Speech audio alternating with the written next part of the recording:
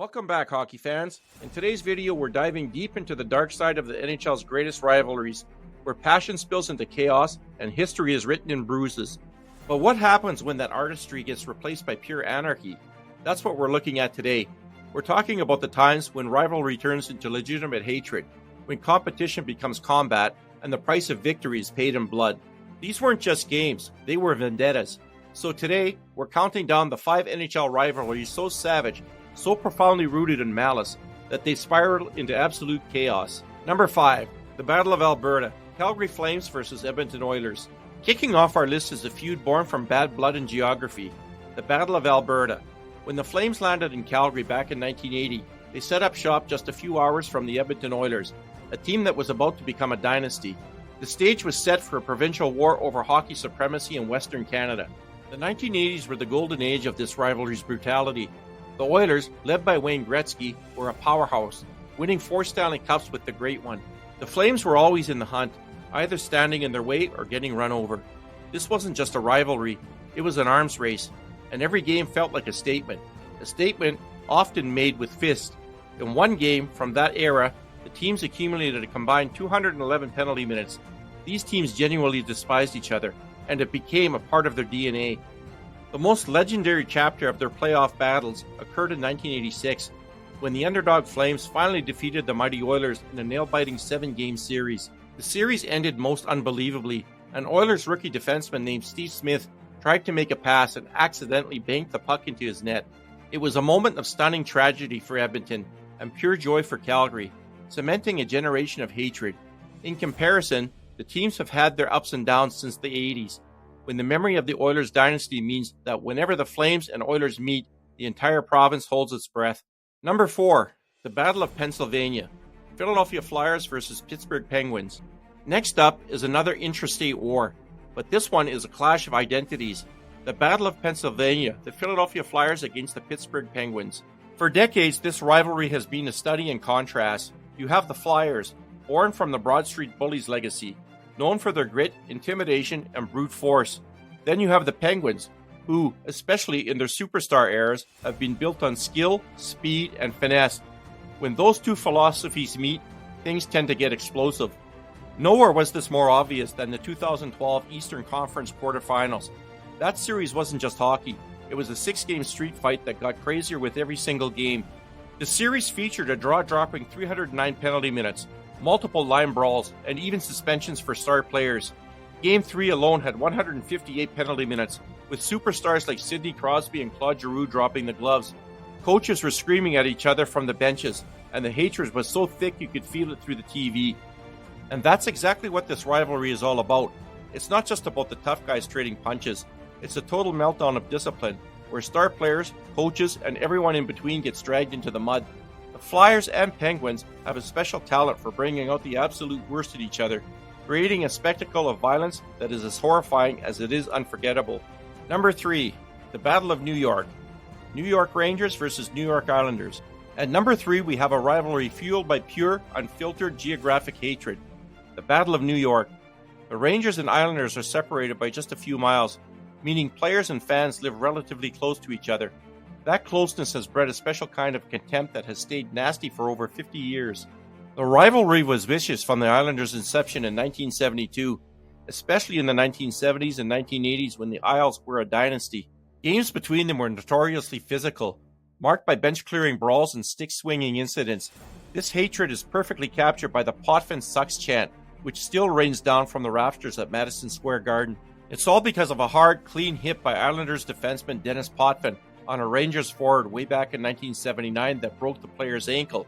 It's a level of dedication to hating one guy that few rivalries can ever hope to match. One of the most iconic moments of violence came in 1998.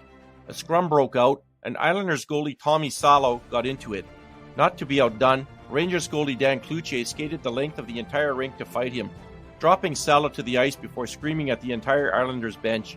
That's the Battle of New York in a nutshell. It's personal, it's vicious, and it's always just 1 second away from exploding. We're only at number 3, and these stories are already out of control. But what do you think? Which rivalry is the most savage in NHL history? Drop your pick in the comment below, and if you're enjoying this trip down hockey's dark alley, do us a favor and hit that like button.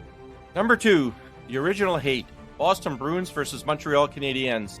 Our runner-up is the oldest and most storied rivalry in the entire league. The Boston Bruins and the Montreal Canadiens have been beating the tar out of each other for nearly a century. These two original 6 franchises have played each other more times than any other two teams in NHL history, including a record 34 playoff meetings, although their last postseason matchup was in 2014. This has never been just a hockey rivalry. It's a culture clash. Montreal, the historic giant with 24 Stanley Cups, represents hockey royalty. Boston embodies a blue-collar, lunch-pail identity, built on being tougher than everyone else. When they meet, it's a collision of worlds. The hatred reached a boiling point in 1955 when Montreal superstar Maurice "Rocket" Richard was high-sticked by a Boston player. Richard retaliated, and his subsequent suspension by the league president sparked the infamous Richard riot in the streets of Montreal. On November 20th, 1986, chaos erupted when Canadiens enforcer Chris Nyland took a swing at Bruins Ken Lindsman while being escorted off the ice. The fight spilled into the hallway leading to the dressing rooms. Nyland got a 3-game suspension, while Ryan Walter and Claude Lemieux were suspended for 1 game each. In 2011, during a heated regular season game, Bruins goalie Tim Thomas and Canadiens goalie Carey Price dropped the gloves in a rare goalie versus goalie showdown. The game featured multiple fights and a full team brawl in the final stages. Number 1, Blood Feud, Colorado Avalanche versus Detroit Red Wings. And now, for the number 1 most savage rivalry in NHL history. This one wasn't born from geography or a century of tradition. It exploded out of nowhere, ignited by a single, brutal act of violence that kicked off one of the most vicious and personal blood feuds the sport has ever seen. The Colorado Avalanche versus the Detroit Red Wings. The spark was lit in Game 6 of the 1996 Western Conference Finals.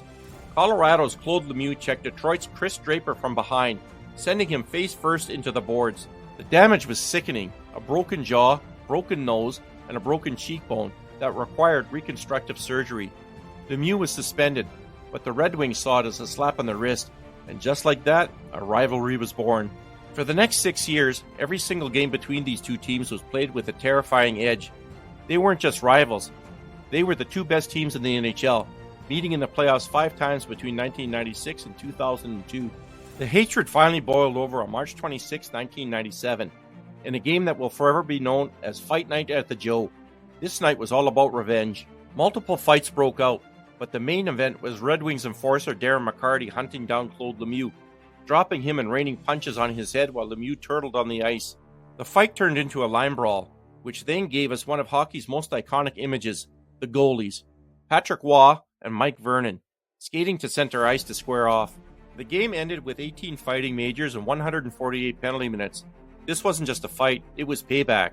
It was personal, it was bloody, and it cemented the Avalanche-Red Wings rivalry as the darkest and most savage the NHL has ever known.